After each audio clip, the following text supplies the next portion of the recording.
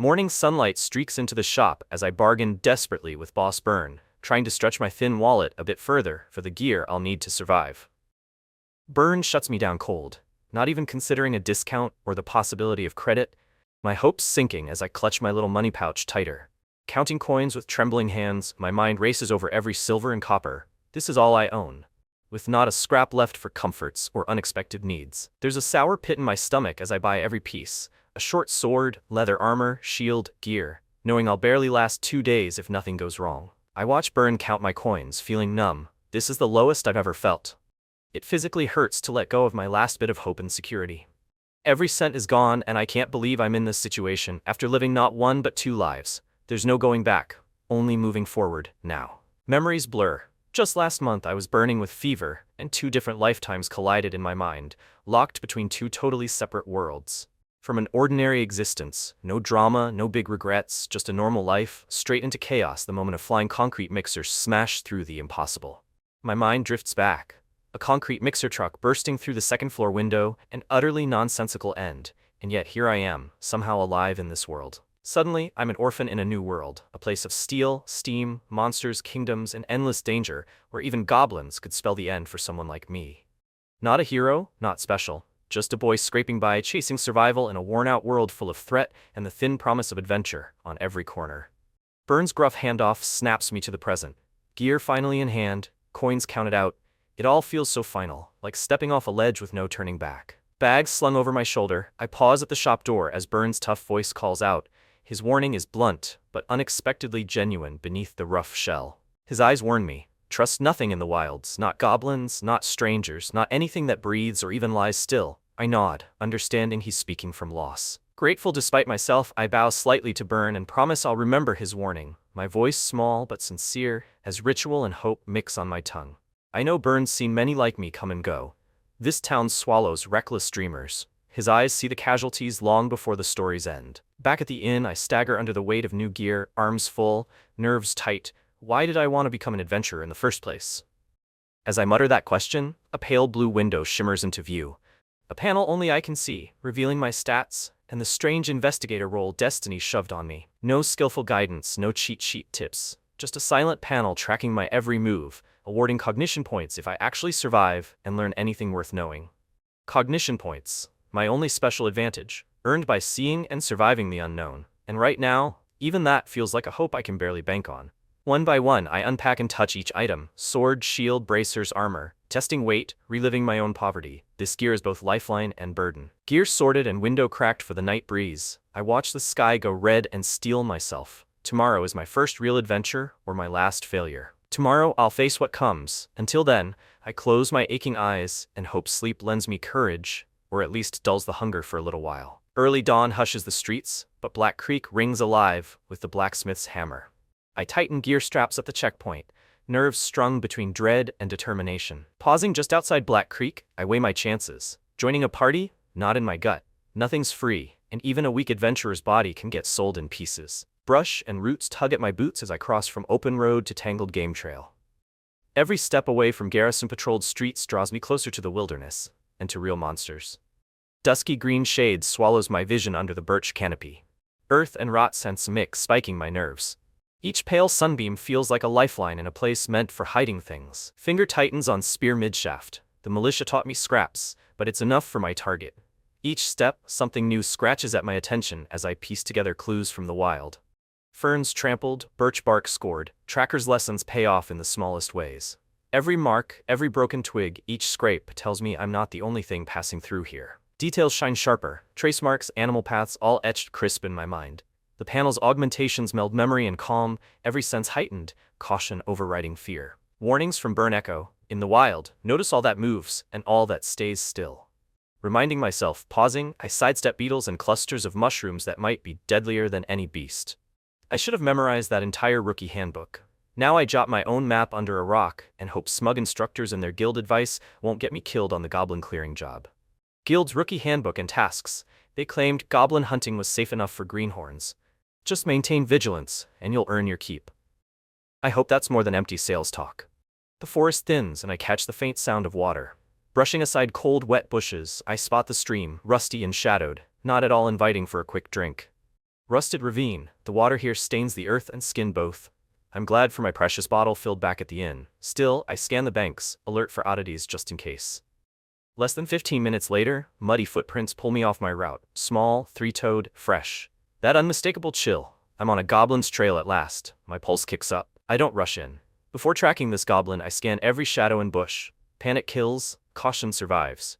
Breathing deep, I slip among the birches, following the scattered prints. Goblin signs multiply, a clearing, scorched with struggle, torn rags snared by branches.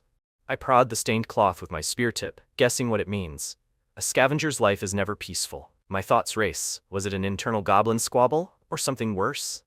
The shriek rips through forest hush and my heart. Danger barrels straight at me out of the brush. It bursts out, chest high, warty, yellowed teeth bared. Short knife flash, eyes wild, my first goblin battle. Instinct screams, but spear training kicks in, and I drive forward on reflex. The goblin scrambles, underestimated me. My spear grazes its shoulder, blood spatters old rags. For a blink, its bravado shatters, fear nearly sending it bolting through the brush. My pace matches the goblin's retreat. I thrust again, angling for the gut. But cunning flashes in its eyes. It chops down on my spear, ruining the second attack's smooth line. The goblin's too close. If it gets in, my spear is useless. I react without thinking. Shield snaps up, a brute swing that cracks its bulbous face and sends it reeling, dazed. Slightly cool air fills my lungs as I steady my nerves. Heart racing, I focus on calm, mechanical spear thrusts. No more desperate attacks, just practiced precision, one jab after another. Thrust after thrust, the spear grows lighter in my grip, motion unconscious. Driving back the goblin's wild rushes, blocking stones, squaring my stance so it never circles behind me. When the goblin exposes its chest in a desperate attempt, I seize the opening. Power surges from my feet up to my arms and explodes through the spear point, deadly and exact. With a final gasp, the goblin slumps, body sliding limply down the bark. Silence fills the clearing and my chest heaves. I've won, but my stomach still feels uneasy. While I stare, goblin lore flickers through my mind. Monstrous appetite, never-ending numbers. They're not what the old stories told, but dangerous all the same, especially in groups. That knowledge surfaces unbidden, partly from old adventure texts, but also from somewhere deeper. Unexplained yet detailed. I snap out of it, forcing myself to search the body. Loot is pitiful. A rusted knife, a few colored stones, moldy dried meat, and buried among them something odd. A small smooth gray metal fragment, engraved with a strange symbol. I wrap the fragment securely and hide it away, instincts prickling. Then, on autopilot, cut off the goblin's left ear and follow its trail to discover 2 other corpses lost in the shrub. Goblin left ears and pouches in hand, anomaly perception prickles at the edges of my nerves. Something's coming, drawn by the blood. Not just one. I weigh the best route to escape. I dart for the thinnest undergrowth, keeping low and fast, careful not to snap any branches. My pulse matches the pace of fleeing prey, urgent, silent, blending into gloom. Moments later, goblins swarm the clearing I left behind, angry, confused, sniffing blood. They grunt and shout, poking grass, before finally dragging the bodies away to feast. Safe at last, breathless, I smell the familiar air of Black Creek town. Darkness grows as I stagger up the main road. The guards barely glance at the mud-stained adventurer. After brief hesitation, my feet carry me to the Adventurers Guild. The lamps burn gently inside, tired figures slumped at tables. This world's true faces in the soft magical glow. Straight to the counter, I meet the stern-eyed receptionist. I slide over my trophy ears and black iron plate. First task done, first reward incoming, heartbeat picking up again. The guild woman counts the ears, records everything with chilly efficiency. Coins clink onto the desk, first copper gleaming. My name and effort officially recognized at last. My coin pouch feels heavier, but the income isn't much. Goblin bounties are meant for rookies like me. It's as much a lesson in humility as coin, just enough to start. Not eager to go home yet, I follow the side street to the so-called free trade zone. Vendors clustered by the guild, murmuring deals under lantern light, hopes and disappointments mingled. I find Jack, the bald junk man in a battered apron, and lay out my spoils, stones, rusty knife, everything but the metal fragment.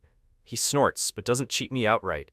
The deal is a pittance, yet fair. I accept quickly.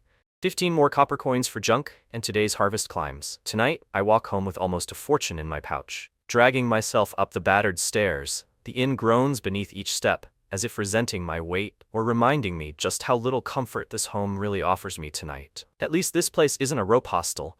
I'll take creaking timbers over dangling half my body across a sagging line any day. Small comforts for somebody who remembers another world. Locking the door behind me, I finally let my guard down a notch. The tension in my muscles unwinding at last, as silence settles over this rough box I can briefly call my own. My first real day as an adventurer, one dead goblin, 2 looted corpses. Not exactly the lucky start some get, but it's progress. And right now, that's more than enough for me. First things first. I lay out every weapon, check each edge and buckle, inspect for the kind of damage that drains pouches and ruins futures for the unlucky or the unprepared. Nothing too bad. A scratch here, flakes there. I release a breath, tension washing out. Equipment repairs are expensive. If I'd broken the spear, dinner tomorrow might have been a memory. Once my kit's squared away, I fish the mysterious metal piece from my pack, carefully peeling back layers of cloth, my curiosity still gnawing despite knowing I'm out of answers for now. No luck today. I put away the strange piece and focus on what matters, my panel. Only so many points, and every line of text pushes me to choose between strength and knowledge. So many tempting options. I could dig into goblin secrets, learn what the metal is, boost a stat, or push my skills higher. But I've only got 3 points to spend, never enough. Never enough points for everything I want. Every adventurer must feel this.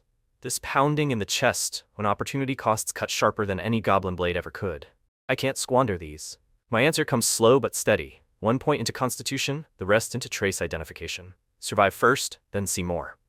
Can't fight or run if my body quits before my mind's ready. A tide of warmth wells up and floods through me, subtle at first. Deeper breaths, spine straighter, bones and muscles embracing a newfound quiet solidity that wasn't there just moments ago. Though my hand opens and closes and everything feels sturdy beneath my skin, I'm no oxslayer. It's not overwhelming power, just a solid foundation anchoring me for whatever comes next. Then comes the world's sharpness. Each tiny detail in the room leaps into focus. Dust motes swirling, scratches on the floor, even spiderwebs reveal a silent, unbroken story hidden within. Trace identification at excellent grade lets me read the world's little signatures for what they really are. Not chaos, but clear narrative. Ordinary, excellent, elite, hero. Legendary still a far horizon. Night falls and with it, boredom. I lounge on the bed, mind drifting to vague rumors about adventurers' entertainments.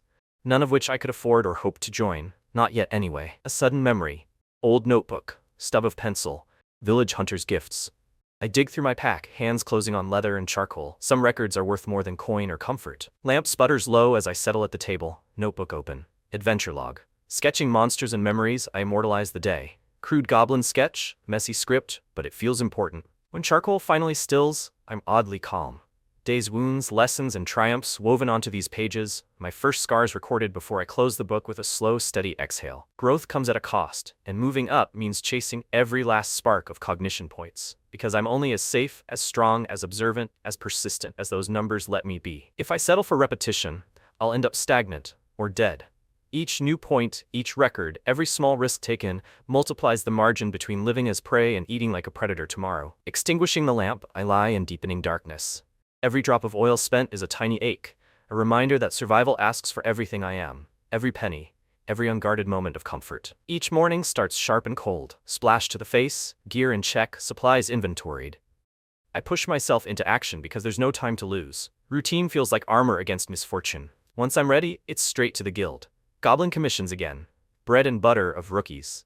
It's not glorious, but returning by dusk means I avoid the cold nights outside. Killing goblins pays, but there's little meaning in doing the same grind day after day. That panel wants more from me, so I scan the board for variety, hoping for a safer choice. I choose black iron commissions, a safe silverleaf herb hunt on a sunny slope, and later, probing for odd noises near Black Creek. Neither require blood, just careful steps and patience. With new marks on my map and the herbs packed away, I trace the forest path to investigate that strange disturbance. Hours pass, every snap twig and distant echo keeps me tense. It turns out to be digging badgers. Nothing dangerous today, just noisy newcomers. I jot down what I find, relief washing over me as I backtrack through the woods unafflicted. Returning to town, I tally up coins, herbs, commissions, goblin scraps. The numbers aren't bad, but once I subtract for food and repairs, my so-called profit feels thin as the morning frost. All that silver, gone in days. Meals, gear upkeep, and saving for real skills. Even my wooden spear dulls faster than I hoped. Each maintenance cost gnaws away at my fragile security. Painfully, I realize I'll have to shell out for proper skills too. A single silver just for basics, and my equipment's already showing its age. Dire straits. Poverty echoes with every empty jangle. Then, luck finally nods my way, a monster I haven't seen before, lurking among rot and shadows, the so-called walking mushrooms. If I'm careful, I can snatch a reward and survive. As I creep away, one starts lumbering toward me, cap bobbing, legs twitching, slow but menacing. I'd laugh if I didn't know their spores could drop me where I stand. After dispatching two, my panel flashes. First to kill, first to witness. Cognition point earned. Not that I really get the logic, but even uncertain rewards keep me going right now. I try to puzzle out panel logic, but nothing's clear. Monsters grant points, common herbs don't. All I'm sure about is the more dangerous the world, the more vital these hidden rewards feel. Days later, I stand in front of a different guild board. The wall for skill training. Veteran adventurers, crude handwriting, bold promises, and prices that make my heart clench with dread. I settle on block, an essential skill for survival. The instructor wants a deputy captain, charges dearly. Still, a shield technique could make the line between life and death razor thin. Training with Herald starts rough. Harsh words thrown like stones, each correction nearly drowned in curses. I tune out the expletives and try to let his movements imprint on my body. Day after day, bruised and sore, I echo Herald's drills back at my in-room. Sweat stings my eyes as I block phantom attacks, repeating motions until my arms tremble from exhaustion. Progress creeps forward, 10%, then more as the nights pass. At last my panel offers me a trade. 1 cognition point used, block skill boosted instantly. I don't even hesitate. Add the points for me. Right now. The light from the panel pulses blue across the room. I stand tall, feeling that tiniest bit stronger, safer, than I was the day before. Evening falls at the old field. Herald waits, chewing a weed, pondering his life after the guard. One bad knee, pride wounded, walking circles around silent memories. My knees never healed. I left the town guard not out of humility or honor, I just couldn't stand the cold, pitying looks anymore. The weight of them stings always. I patrol this field like an old wolf, half respected, half forgotten. Most would gladly see me trip. Even this spear's more cane than weapon now, but I limp on anyway. Ronan approaches right on time, without that annoying swagger most adventurers wear. I find myself almost glad, a rare thing, for the chance to spar with someone not jaded. Old rules, attack, everything you've got. Ronan's stance catches my eye. Compact, serious, shield and spear ready, closing space, none of the sloppy arrogance I hate. Quick flick of my wrist and the short spear's back in my hand. A swift sweep for his ribs. I test him. Would he panic and lose form, or will last night's lesson show? My body reacts without thinking. The shield drops, the blow is absorbed, my angle shifts perfectly. For a moment, that old panic is gone. Instinct carries me through the block. Sudden vibration. Air ripples white around my shield as I block, not even flinching at the impact. It feels almost easy. I'm steady. Control like I've never had before. Feeling the gap, I counter. My spear shoots for his heart the instant after blocking. Herald's gone. Dodge clean, like he knows my moves before I make them. Herald calls stop. For the first time his face shows real surprise, not just irritation or boredom. Did I actually catch his attention just now? Strange thrill in my chest. Block. No way, nobody learns it this fast. 2 years teaching, never seen it. Most need weeks and more coins. Ronan's steady practice, like he's done this forever already. He taps my shield, rough knuckle rapping. Did you swap bodies? Take some kind of drug? I nearly choke. The truth's not possible, even if I wanted to explain it all. I cut him off. Don't tell me how you did it. Doesn't matter if I can't. Truth is, knowing would only twist the knife. Old failures echo in the silence between words. You know how to become a professional? I blink, recalling the Adventurer's Handbook's vague words. Harold's gaze holds a weight I haven't felt before. This is serious. Lesson time again. There are 3 hard thresholds to becoming a professional. Skills, physique, something the world itself must give. I recite the old words for Ronan's sake. 3 skills, all mastered to the ordinary tier. Physique carved for the path you seek. Strength for warriors, agility for rogues, and so on. It all sounds so simple, said aloud. Your talent's real. Most take years to get this far. You've done it in days. If fate favors you, you'll pass through these gates sooner than most. Pride touches my tone. There's one last thing. The world's guidance. You never know when it'll come, or if. Without it, talent and hard work can still leave you on the wrong side of the professional line. One day, you feel it. Fight, dream, moment of stillness. The world nudges you. In your chest, something coalesces. That spark is the heart of a profession. Your true beginning. That's the path. Once that spark forms, you learn and grow faster. Sometimes extraordinary traits awaken. Even among professionals, each path splits into endless branches. Paths change, sometimes by accident, sometimes by choice, but never easily. I listen, pulse quickening. For the first time, I see how enormous this world's future might be. Leaving the training ground behind, I don't feel like heading right back to the inn. Something pulls me, maybe curiosity, maybe nerves, toward the Adventurers Guild instead, hoping for a new thread to follow. Warm yellow magic lamps flicker all along the guild hall, pushing away the growing night outside. I step inside, half expecting the place to be empty, but the hush feels attentive and expectant. People talk of inventions that don't need magic at all, something called a light bulb. But Black Creek Town lags behind. Magic is what holds the knights at bay here. familiar and a little mysterious still. I scan the room out of habit. In the corner, a lone parchment catches my eye. Official commission, the script blunt and urgent. I edge closer, heart pricking with odd anticipation. The commission details unusual noises, dead plants, missing goblins, all swirling at rusted ravine's edge. The payment isn't great, but something about unknown risk nags at me, almost inviting. My mind races, turning risk over and over. It doesn't sound like a story out of legend, but the panel likes unsolved mysteries. This is the kind of oddity that opens new doors for me. I bring the notice to the counter. The staff member scans my plate, reviewing my meager record before scribbling some notes. I'm officially registered for the mission. No turning back now. The panel chimes in, task log updated, mission details clear.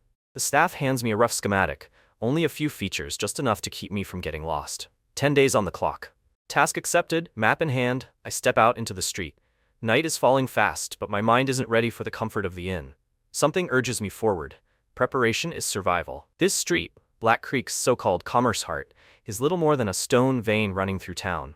Yet every ambitious merchant claws for a spot here, crowding delicate shop fronts onto ancient stones. The heavy bronze bell thuds as I push open Anvil and Herb's door. Burns irritated, voice rough. Everyone comes at closing time for urgent requests. I step in, half apologetic, half resolute. Burns straightens up, eyeing me. Recognition flickers. He's that rare smith who doesn't care how rude he sounds, not with his reputation. Today he's surprised that I look different, hardened. Only days ago I was a nervous stray, all edges and jumpiness. Burn notices it too. Now my posture is steadier, a bit more adventurer, but I still need help. My voice is decisive. Boss Burn, I've got an exploration job out east, risky, so I need new fire starters and quick maintenance. I pile my battered gear on his counter, nerves hidden. Before he can reply, I press my palms together in a begging plea, just as some grizzled adventurer suggested yesterday. I lay it on thick, exaggerating sincerity. Please, Boss Burn. He flips through my battered kit, muttering, then sighs and names his price. 2 silver, 50 copper. Pricey, but his glare dares me to haggle. Reluctantly, I hand over the coins. Coins paid. Burn waves me out with a grunt. Get lost, he says without words. As I leave, I sense long nights and calluses for both of us, but I still feel a stubborn gratitude. When the door closes, Burn lingers, peering after me. Eventually, he starts digging through a jumble of goods, never too busy to help, no matter how much he pretends otherwise. He pulls out a massive herbal compendium, pages worn and corners folded, then perches his tiny reading glasses on his broad nose, scanning for something tucked between musty recipes. After a few minutes, he finds what he's after, a tiny herb drawn in green ink. Burn leans in, studying its details, plotting quietly. Tiring though he seems, he never stops helping. Morning stretches gray across the shop as I find Burn already at work, eyes shadowed. His tired hands sharpen a knife. Today, I rely on his craftsmanship for my life outside these walls. Burn gestures at the waiting gear, pride buried under fatigue. My armor, sword, and shield look almost new. Every repair carries silent proof of his skill. And trust I won't waste it. Gently, I run my gloved fingers across each piece. The repaired leather gleams, sword's edge flashes sharp and ready. Each strap feels stronger. I trust every inch. These details could mean life or death. The job's done right, down to the smallest detail. I dress quickly, then Burn drags out a sack, tools, food, and vital powder. Each bit of gear essential for what's waiting just outside town. Hardtack, jerky, herbs, and powder, mundane but crucial. I check every item, stow them methodically in my pack, even saving the empty sack. Not one thing wasted. Adventuring margins are razor thin. Burn's twitching eyelid tells me I'm channeling those old-timer adventurers, the ones who pinched every coin and never let a free sack go to waste. I can't help grinning as he scowls. Turning, I hear Burn call wait. He tosses a ragged linen pouch and battered parchment onto the counter. Instantly, my curiosity spikes. Maybe another job and more coin is coming my way. Burn's offer, 20 portions of gray spot glow moss for copper coins, means hope. The hand-drawn moss and its eerie glow are burned into my brain. A side quest, perfect for keeping me afloat. My head runs the numbers fast. Even after yesterday's expenses, my savings remain thin. This moss-collecting side job could be the difference between empty pockets and the freedom to keep going. Final checks, gear cinched, pouch secure, map folded. One last deep breath and I'm ready. As the bell above the door chimes, I step into a world that's all risk, all possibility. Outside the walls, crags and rocks take over. The forest vanishes, replaced by harsh stone, air thick with dust and tension. The wild begs me to prove I belong, or to turn me away broken. Scrambling between stark rocks and fading trees, I mutter to myself about moss in this dry wasteland. My map fills with careful notes, a pattern of clues and tracks for every hard-won meter. Notes pile up, cracks in the ground, dead shrubs, acid-burned stone. These clues tell their own story. Still, no hint of the tremor mentioned in the task. Am I missing the real danger? Evening arrives, exhaustion setting in. Supplies are good, but there's no sense pushing ahead blindly. I choose a spot for camp, defensible, dry, and with a view of both sky and stone. Stones in hand, I build a rough windbreak. Every stone, every cleared patch of earth is a wall against the night and what might come crawling. Preparation here is woven with paranoia. Every wilderness tip, even from Baldi, runs through my head. Hunger, insects, weather, fear, each has its trick, and each can batter you if you make one careless choice out here alone. Striking the flint, I coax a fragile flame into life. The fire's glow promises safety, but the shadows beyond it press in thick and cold, an island of light in a world that wants me gone. Rations taste like sawdust, but I chew anyway. My weapons lie ready, there's safety within arm's reach, and I can't afford to sleep too deeply tonight. Adventure life cuts comfort to the bone. Fantasy taunts me, spatial rings, endless packs, no more flavorless travel bread. But that's not my reality yet. I chase dreams to keep the night's cold hands from reaching too deep. Looking into the fire, I realize adventurers always form teams. It's not just the danger or exhaustion, it's the silence, the aching loneliness closing in every time the wild swallows the light. Drowsiness wins for a moment. The wild outside seems far as another life. Just as my eyes drift shut, a sudden heavy thud slices through every soft fantasy. The first real test begins now. Campfire sparks leap as I jolt awake, instincts firing. That single muffled thud in the dark hammers home. I don't know what's out there, and it wants me cautious, not safe. Heart pounding, I squeeze deeper into shadow. Only one thud, just wind and quiet now. But the wilderness feels changed, crawling with secrets I've never prepared for. Time drags, my body won't relax, mind looping the thud, waiting for another. This place has changed. No longer just empty wilds, but a place full of things waiting in silence. Whenever my eyelids slip, I force myself awake, tending the fire, touching my map. The noise is gone, but its shadow lingers. I'm wide open to everything I can't see. The sky brightens, faint gray light pushing back the night. At last, relief, as if I can breathe again. Today is for survival, not sleep. Too much could happen when darkness wins. A new task, a new risk, find gray spot glow moss, solve the mystery of that sound. I log it in my notebook, snapping it shut. Soon boots crunch through wild grass, hungry for answers. Hours pass beneath a too bright sun. Daylight never chases the dread away. As I travel deeper, oddities multiply. Trees shredded, things broken, each hint like a whisper in the weeds. There, a beast tooth necklace, carved roughly, its origin no mystery to anyone who's seen goblin handiwork. I pocket it, recording every trace, piecing together an unseen puzzle. From dawn to dusk my route loops. Black Creek Town one day, Rusted Ravine the next. Each journey leaves me just shy of a breakthrough, but a step closer to the truth. It's maddening. Each night brings distant, echoing thuds. The noises never show themselves. Even the glow moss proves impossible to find. If not for wild herbs and desperate hunting, I'd go hungry. Sometime between mouthfuls I wonder, maybe hunter would suit me better. Life out here is survival, nothing fancier. But legend means living to see tomorrow, not dying for a petty haul. Afternoon of day 5, the ravine narrows. My trace identification skill tingles. Something's off among these rocks. Instinct pulls me closer, eyes searching for what's out of place. Darker, damp stones, clearly not from rain or dew. My fingers find cool wetness, nose twitching at the strange chill. Local weather hasn't allowed this in days. Something underneath is breathing. Patterns on the rock wall look normal, at first. My fingers trace grooves downward, catching on a thin crevice half lost in shadow. Only a searching eye would ever see the way inside. I wedge inside, shoulder scraping cold stone. Space pinches so tight I scarcely breathe. A wave of cold, damp, metallic air seeps from the darkness beyond, chilling me to the bone. My foot finds solid ground. The cavern smells metallic and raw, moss phosphorescent on the walls, gray-green, faintly glowing. Its eerie beauty hums in the gloom, promising more danger ahead. After a moment's study, I recognize the faint glow moss. But the distance and light play tricks. Better men than me have died for less than a lucky guess. I start to back away. Suddenly, from the dark, the thud comes again. My whole body locks up. I stare hard, but the shadows offer nothing. Just a whisper of movement that might not be real at all. Fear claws my spine, but curiosity gnaws just as hard. I want to know, but living is better than dying in a nameless crack. Retreat is wisdom today. I stuff my pack and back away. Alive beats legendary, unless you're the tragic corpse in the gutter. I squeeze out to daylight, breath rushing, every sense tingling with the danger I barely outran. Mark the stones, then run. I keep moving. Letting fear linger would be an invitation. I sprint, lungs burning, all the way to the edge of Black Creek Town before trust returns to my legs and breath. Safe at last, I swing by the oak barrel to grab my scribbled notes and odd trophies. Proof of just how close things got out there. Then it's straight to the Adventurers Guild. Guild's evening crowd is wilder than usual. laughter, bickering, all of it static to my tunnel vision. Backpack slaps down at the counter. Time to report in, and maybe breathe easier. All eyes on me as I announce, investigating abnormal activity, Eastern Rusted Ravine. The words land heavy. Burning the evidence into memory, I wait for judgment, or reward, to fall next. Packing up at the desk, Miss Isla's movements pause when I show up. Her eyes flicker from fatigue to sharp professionalism. I almost feel bad for disrupting her, but this is important. Before I can explain, Isla's already grabbed the parchment and map.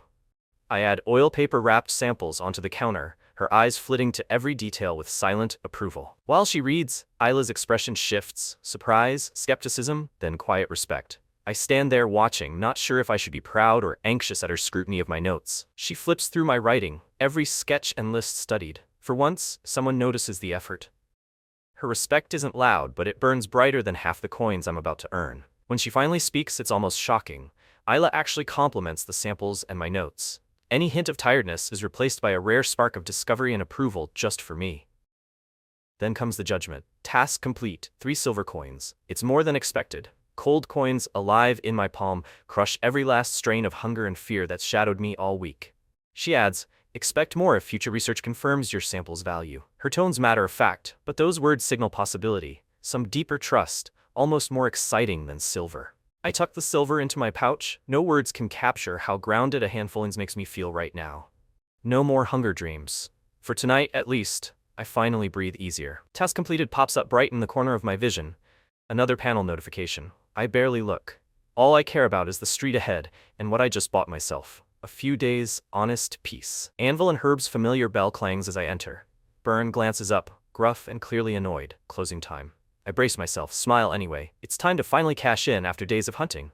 Burn grumbles, eyeing me suspiciously. Everyone wants to leave as soon as the sun sets, but I hold out the linen bag, confidence flickering. No turning back after this, not for me. He opens the bag, earthy moss fragrance escaping. I'm not sure what's stronger, the scent, or the way we both wait for his judgment, and the 3 silver coins he keeps, for now in hand. Quality's decent, 25 portions, Burn mutters. I can't help but grin. He counts coins, hands them over with a loud slap. I've honestly never been so happy to earn a day's pay. Don't rush off, Burn adds. I freeze, mid-turn, as he pulls 2 leather-bound booklets from behind the counter. Their newness stands out. Gifts are rare in this profession. I flip the first, plants and recipes, neatly drawn in charcoal. The second, armor patches, blade oil, strange diagrams. Hard to believe such rough hands penned this elegant script. Burn shrugs off my shock. Not free. You come to my shop first, that's all. A strange relief. No hidden traps, just a deal. I tuck the books away like rare treasures. I thank him again, more genuinely than I mean to. Burn just waves me out, but under that tough mask I see something. Real investment, almost pride. The bell rings as I go. Back at the inn, I emptied my pouch, heart pounding at the sight of those silver coins. For once, my savings looked more than just survival funds. They meant progress, control, maybe even hope. Carefully, I sorted every coin. 3 silvers from the guild, 3 from Burn, new milestones, plus my copper stash. This was the most wealth I'd seen since I first became an adventurer. For a fleeting moment, the urge to hoard it all rises again, but old habits give way. Hoarding's useless now. I need every edge for growth, not just comfort or false security. Tucking the purse away, I savor its reassuring weight. Then, almost instinctively, I summon the familiar blue panel, my true guide. There it is, my stats laid bare for the first time in days. Most stats grew from daily grind, except that surge in perception. It spiked after my skill leveled up. And the cognition points? Rewards for surviving my weirdest adventures yet. I thumb through files unlocked by that weird moss hall, gray spot glow moss. Whole new entry, alive with uses, ritual, poison, hallucinogen. Most I realize I should not try at this inn. But analysis can wait. Now, staring at my 2 battered booklets, combat or survival, quick advantage or long game? Every choice locks in a new version of myself. I hesitate, weighing futures. Weighing every angle I finally move. 1 point to constitution, my strongest stat. 1 to intelligence, my weakest. The last goes into knowledge, medicinal herbs, survival first.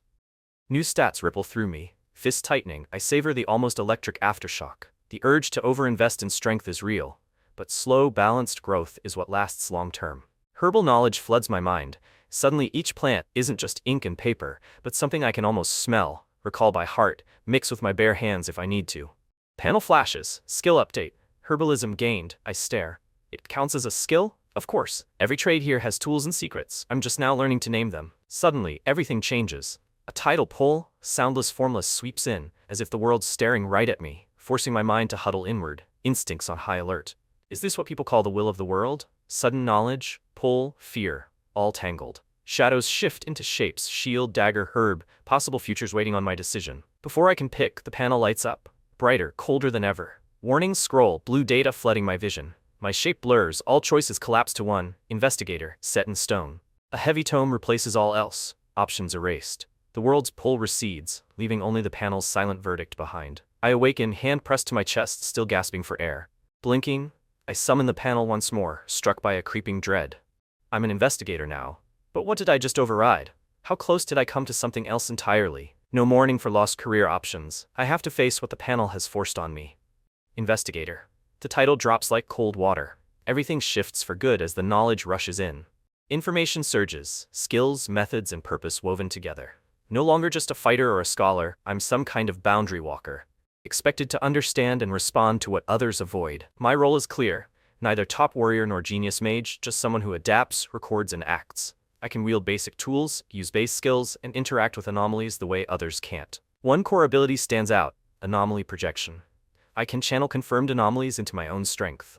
Mountain Pulse. My attacks can now quake the ground with borrowed power. There's also the monster compendium. Not theory, actual control. I can bring back defeated monsters, even share their senses. The goblin and that mushroom creature. I could summon them both.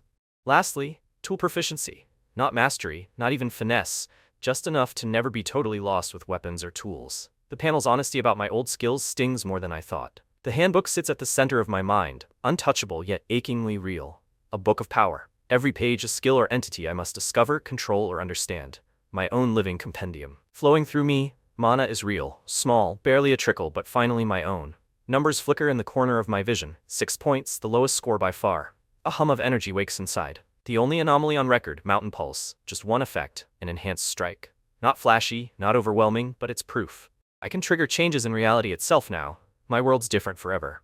Next, Monster Compendium. Only goblins and mushrooms are in my records. Each new kill is a potential tool. The more I fight, the more resources I'll have to call upon. I try summoning, my focus clicks. The handbook's goblin page flares up. There's a pulse as mana and stamina pour out, the air thickens, something almost alive pushing forward. A phantom goblin forms, knife in hand, blank eyes expectant. Everything about it shimmers with unreality, yet it answers my will immediately. Control is absolute, if a little creepy. Phantom knife or not, I briefly considered farm and sell mana knives, but no, these are illusions, vanishing the moment I'd try. Still, the possibilities open wide. A sneaky regret lingers. Initial summoning costs bite, but keeping the phantom out isn't demanding. I'll need to test range later. What if the summon can fight far ahead while I monitor from safety? I spend most of the night testing everything, summoning, attacking, swapping tools. Excitement keeps sleep away. Even so, the drawbacks weigh on me. I've got so far to go. Tool proficiency hurts my pride. My old weapon skills barely register as usable. The panel held no illusions. Not terrible, it said. Ouch. At least now I've got room to improve. I lie awake, imagining my path. I'll study weapons, learn every trade, find new anomalies to record. Tomorrow starts my journey proper, adapting, growing, chasing every secret out there. Dawn comes. I shoulder my bag, moving as if by habit. I can't lounge around. Work's gotta happen, money's too tight, and every coin's gotta be stretched if I wanna last here. Yesterday's worries, today's math. 6 silvers, 68 copper, and plenty of new costs for food, practice, and just plain living. I count it all with a wince as I head out. Adventurer's ritual, visit the guild for work, then supply run with burn. 50 copper, he says. I hand it over. Little by little I stock up. Food, tools, hope for one more day. Time for work, task in hand, pack heavy, I hike out of town. Today's gig, Goblin Cave, as always. But now I face it as a full-fledged professional, handbook ready for anything. Hidden in the trees, cave in sight, I steel myself. Time to test everything. Summoning commands, my newest skills. Quiet breath. The real experiment starts here, alone, beyond safety. Power flows again, monster compendium, goblin page. In a flicker, my phantom ally appears, knife ready, ambling toward the darkness. First mission as a real professional starts with a single command. From up in this tree, I quietly recount the mission. Between 10 and 15 goblins, maybe more inside that cave. It might not make me rich, but it's my first job as a true professional. Reviewing my notes, I remember how goblins breed like mushrooms, each one weak, but in a swarm they're a problem. Eradicating all at once is impossible. I close one eye and link to my summoned goblin's senses, the knife wielder of all creatures. It's simple-minded but makes an excellent scout with the right push. My knife-wielding goblin clomps into view, not trying to be subtle. On my command, he purposely kicks a rock. clang, bragging his presence at the cave mouth. The two guards relax, the creatures inside trust their own. For a moment I share muffled sounds and blurry sights, letting my minion blend right in. Inside I spot 13 goblins in all. No chiefs, just filth, bones, and trash. If they all swarmed, it'd be more than I could handle head-on. Opening my eyes, I mull it over. Retaining my edge as a professional has leveled me up, but mass combat? I've got to outthink, not outbrawl. That's it. I gather brush, dry branches, and weeds, fanning an idea into flame. If direct force won't work, I'll smoke them out instead. I send my minion into a grotesque dance and scream, distraction while I heap brush at the cave mouth.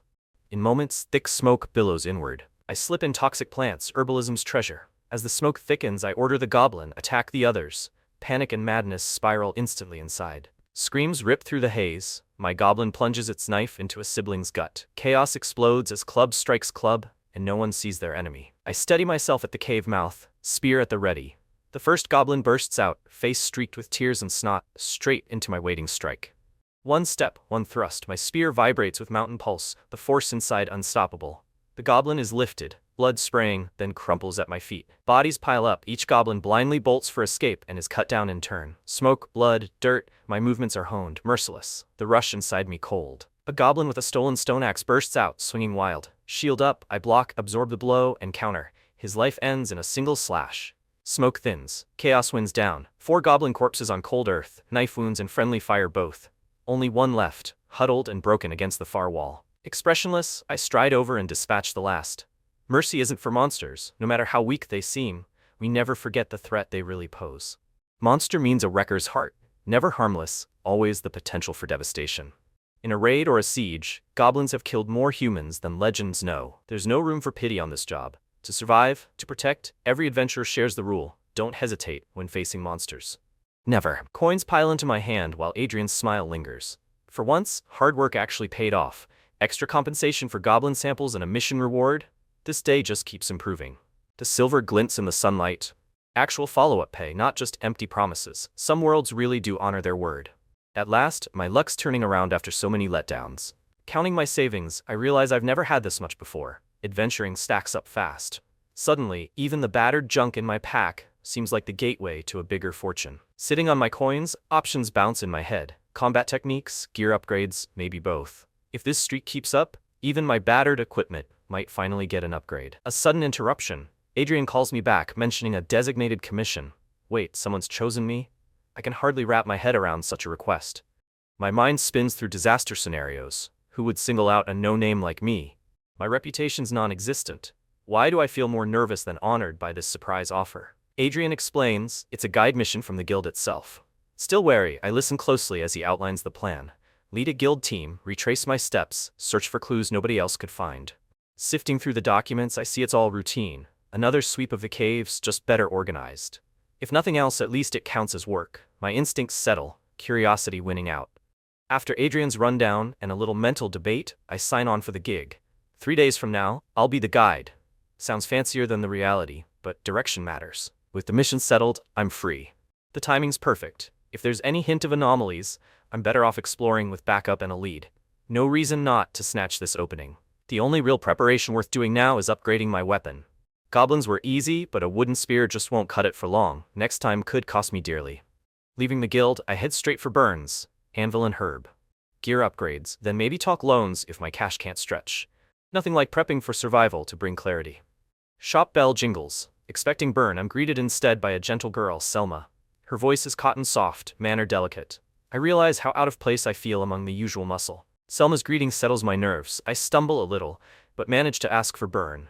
Suddenly, I'm painfully aware of the rough life etched on my hands compared to hers. Selma answers gently, Burn's out. She introduces herself with a soft smile and calm eyes, instantly lowering my guard. This is a much nicer shop atmosphere than I'm used to. After a quick rundown of what I need, supply restock, and a serious weapon upgrade, Selma steers me to the counter display, kindness never leaving her face. The real sticker shock comes fast, a longsword with self-cleaning enchantment for 20 silver, shield for 15.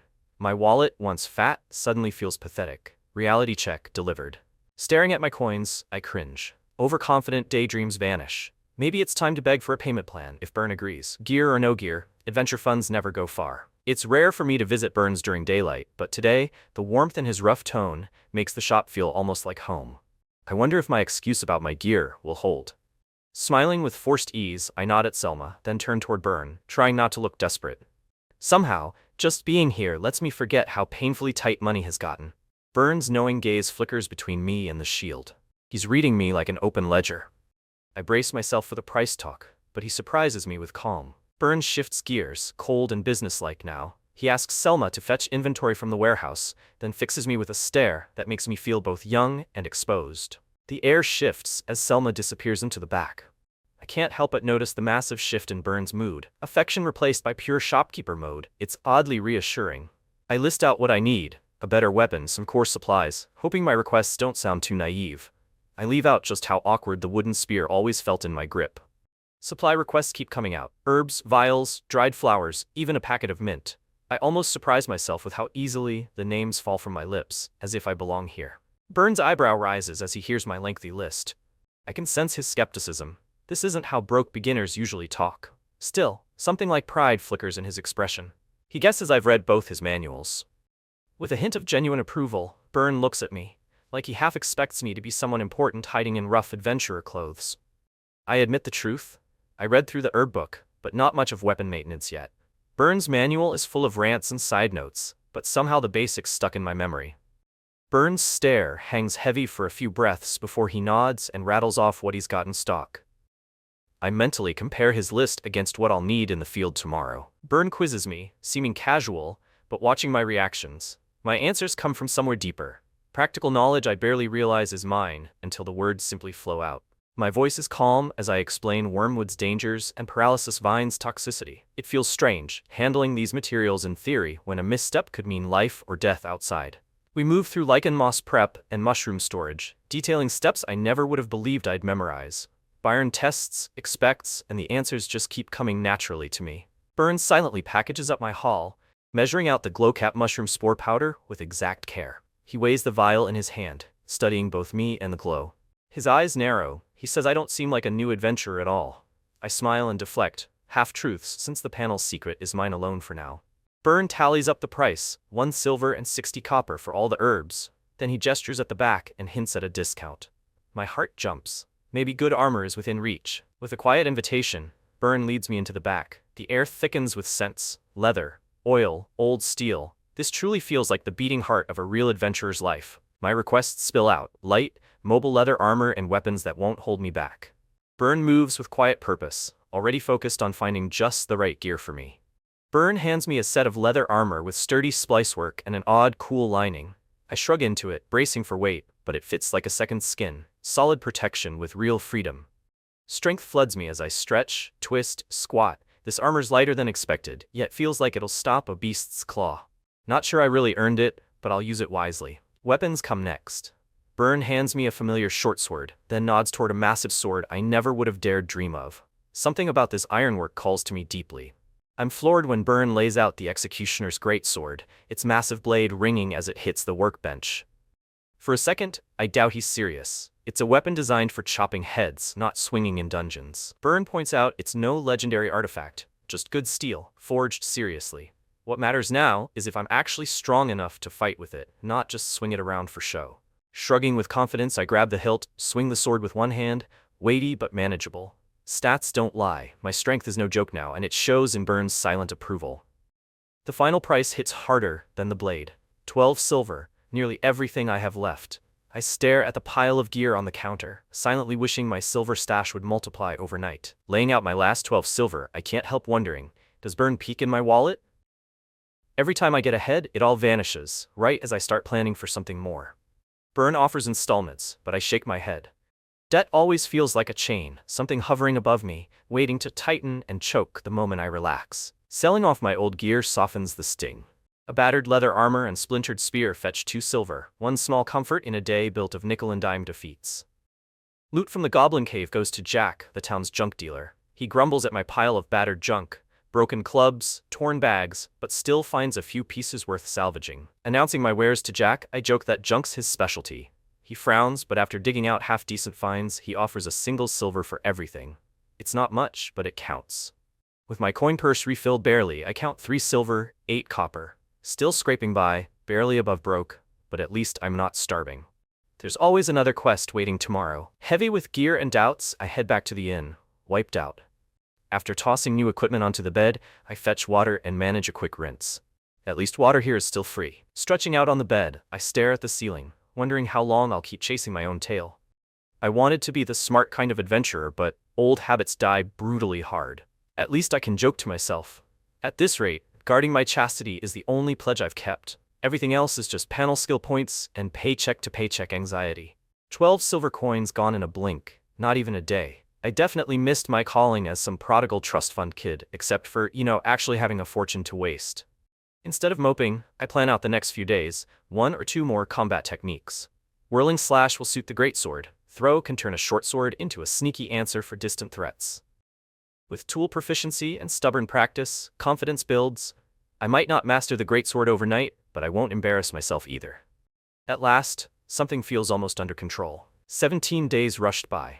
My waking hours now follow a strict rhythm. Morning drills, weapon training, afternoons spent with short sword practice, then quiet meditation before sleep. Daily training grounds come next. My hands find their way around the executioner's greatsword. One lesson's all it takes to spark real progress, even from a half-bored mercenary. A week's instruction costs next to nothing, but with tool proficiency, even the simplest spin, whirling slash becomes dangerous.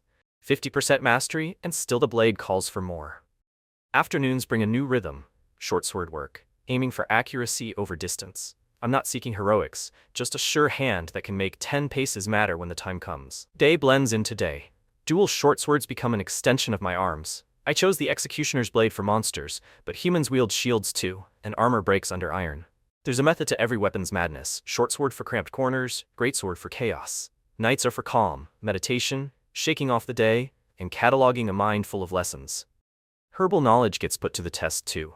I brew hemostatic powder and some invigorating teas. Better than anything on the shelf, handy in every pack I'll carry out there. For light, I tinker with glowcap spores, mixing them with clay forms simple orbs with a faint shine. Not as menacing as the anomaly's powder, but sometimes every detail gives you an edge. Knockout powder, hilarious to buy, dangerous to carry. Burn just about threw me out asking for something to knock people out. Next time, less honesty, more subtlety, I think. Still, there's always someone willing. Black Creek's junk dealer Jack boasts murder tools for any budget, but I call it self-defense. 50 copper for 2 knockout packets, 0 dignity lost. Every tool has value. I craft a tactical belt, 4 pouches, every slot packed, powder, tea, orbs, and whatever surprise I dare carry. It's ugly, practical, pure preparation. Cognition points stay untouched for now. If I can make maintenance a true skill, why waste precious system gifts? Who knows what leaps they'll demand later on. Much as I'd love to try hunting new monsters, duty comes first. The next task promises more than goblins, so for now, best to hold off and wait for the after-action tally. Morning arrives. Final checklist: executioner's greatsword, armor, dual short swords, supplies, even my little kit of hemostatic powder and tea, every last thing in its pouch, ready for what's next. Before any journey, nerves jangle.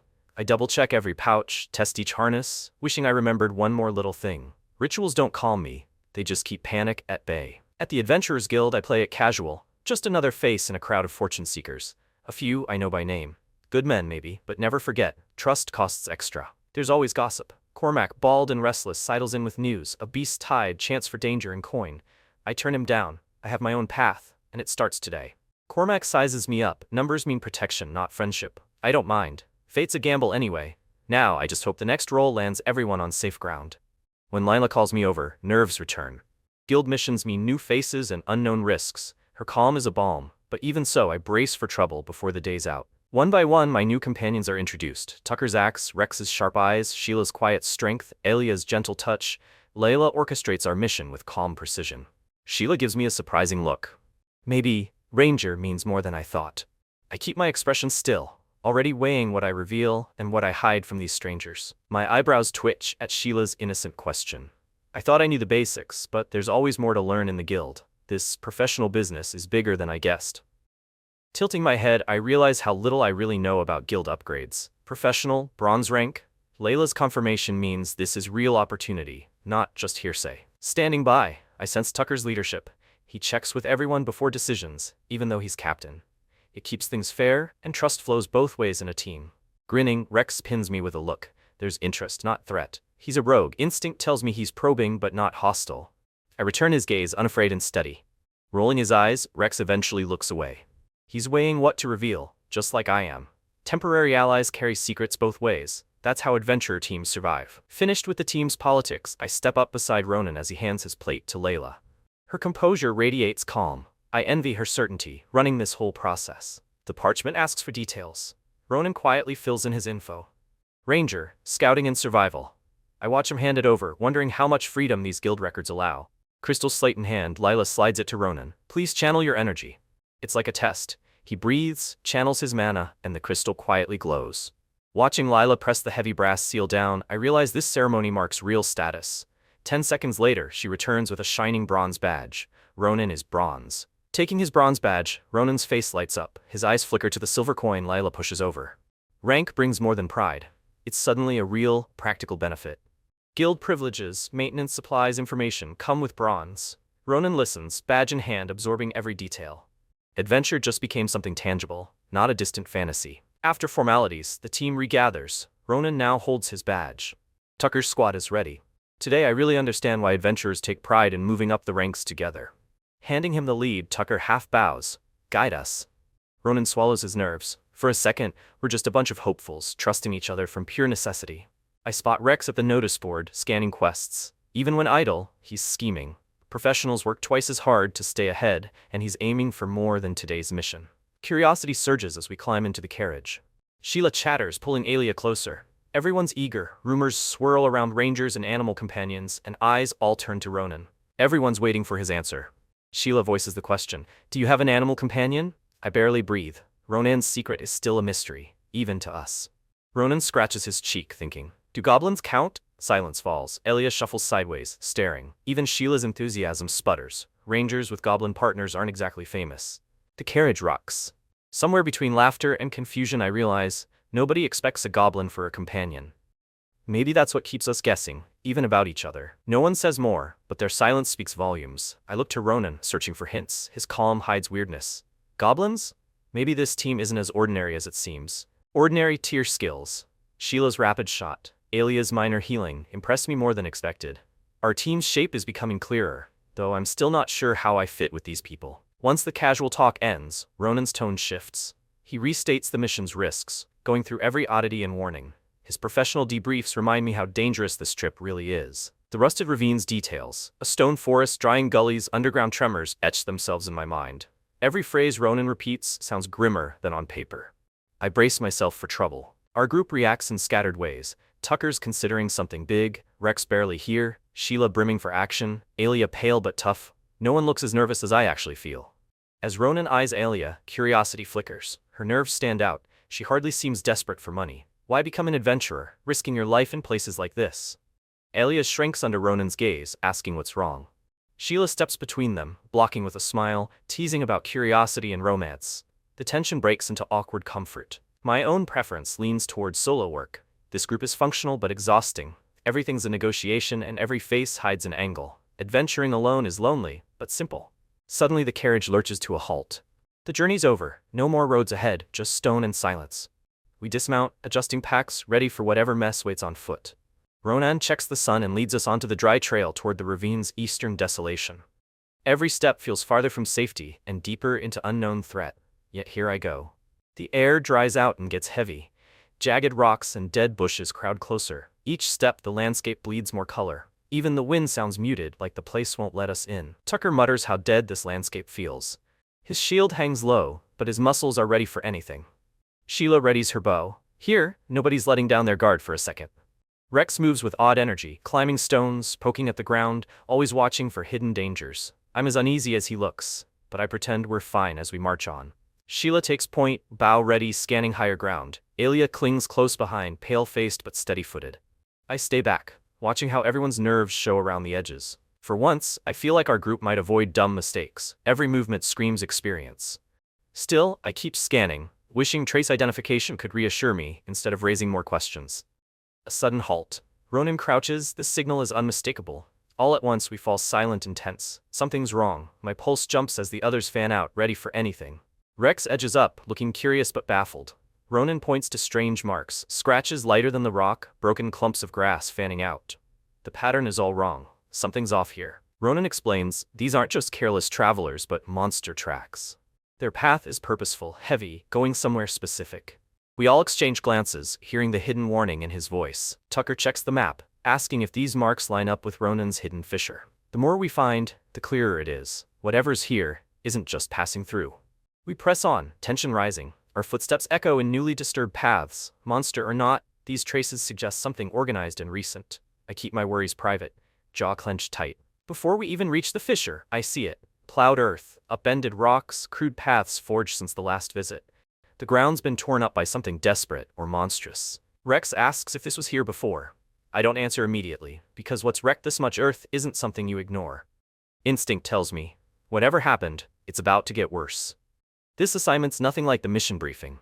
Our boots crunch evidence everywhere. The guild can't deny it, and if anyone gets hurt, compensational flow. Not that coins comfort broken bones. Whenever briefing skips reality, the Adventurers Guild owes extra. Some folks chase those payouts on purpose. Crazy, right? The guild's methods for judging risk are both secret and intimidating. Ronan's adamant, last time wasn't like this. As he speaks, Tucker and Rex melt into cover, every muscle coiled. Instinct takes over as Sheila and Alia lag behind, uncertain and unsteady. We pull Sheila and Alia into cover. Their wide-eyed gratitude says everything. Clearly, they haven't seen this much danger before. Not everybody's cut from the same adventure cloth. Seconds pass, nothing moves. When it's safe, we push forward, following Ronan toward the map's gap. The opening is now a brutal wound in the stone, far wider than before. Footprints crisscross everywhere, tracks and drag marks tangled at the entrance. Tucker and Rex kneel, assessing every scuff. Even I feel out of my depth. Nature doesn't gouge rock like this. Tucker tells Ronan his guide job's done. If he wants, he can turn back now. There'll be proof for the mission done safely, no hard feelings. But it's not that simple for me. Tucker can't force anyone. A wrong move and the guild brings punishment down. I answer before thinking, no way am I leaving, not this close to the unknown. So I stay. A mental ping, anomaly exploration triggers. My mind jumps at the bonus and recognition it brings if I stay. That's all the reason anyone needs to keep going, risk or not. With a handshake, I join the Greyblade squad, at least temporarily. Everyone crouches in shade nearby, forming a tight circle. Tucker leads, weighing what matters most as captain. Tucker describes everything. Jagged rocks, splintered entrance, clear fresh traces. Our mission's changed. It's not about going deep. It's about info, monsters quantity, types, purpose, if possible. Rex volunteers to scout. He'll make a 50-meter trip in and out. Quick, risky, but he's experienced. He vanishes like a shadow, hugging the stone like its second skin. Tucker turns to me, breaking the nervous silence. What skills do you have? He asks. It's a practical question, but my answer's more strange than impressive to anyone listening. I rattle off my powers: block, trace identification, and control over goblins and walking mushrooms. Tucker blinks, clearly confused. Yeah, not exactly normal animal companions for a ranger. My ranger skills are cliché, but the monster allies throw him. He nearly laughs, then refrains. If I were in some Pokemon world, I'd rank bottom tier. We wait, tension rising. Rex reappears, crouched low, eyes scanning. How was it? Tucker asks. Complicated, Rex says, voice tight. He's seen enough. A report, and suddenly everyone's edging closer. Rex saw widened tunnels, uneven tools or claws. 30 meters of branching corridors, weird hammer noises, metallic dragging, and that subtle rustling. Too many signs, not enough answers. Then Rex reveals what he brought. Rough, dark gray scales and twisted metal shards tinged red. Patterns on the iron hint at cult origins. Danger confirmed, and everyone's focus tightens instantly. I try trace identification, but nothing useful jumps out. The metal shard tugs at a memory. I've held a similar piece before. Still, I keep my doubts quiet for now. I'm still just a newbie adventurer. There's no way I could know everything. But I bluff confidence for the squad's sake. Sometimes acting the part's almost as important as skill. For the scale, I rattle off monster names: earthwalking dragon, petrifying giant lizard, or kobold. Truth is, I'm only guessing. Still, the squad needs answers. Even half guesses right now. Although Ronan's explanation is thorough, I can't keep up. The details about lizardman habitats completely lose me. But I keep my face serious, hoping no one notices. Ronan's logic is great. If only I could follow it. I glance at Rex, wondering if he's actually following along, but he just squints, mysterious as always. Sheila breaks the silence, turning to Alia for her thoughts.